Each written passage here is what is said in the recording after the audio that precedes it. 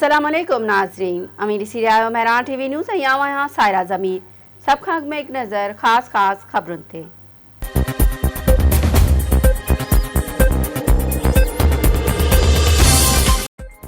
तालीम वारे सूबाई वज़ीर सईद गनी तरफ़ां हैदराबाद के मुख़्तलिफ़ स्कूलों जा दौरा, मास्क न पाइण ते उस्तादनि ऐं शागिर्दनि ते कावड़ जो इज़हार। सूबाई वज़ीर तरफ़ां SOPs ते अमल करण जी हिदायत। सईद गनी चयो आहे त SOPs ते अमल न कंदड़ स्कूलनि ख़िलाफ़ कार्रवाई कई वेंदी। पीपल्स पार्टी की मेज़बानी हेठ आल पार्टीज़ कॉन्फ्रेंस सुभाणे थींदी।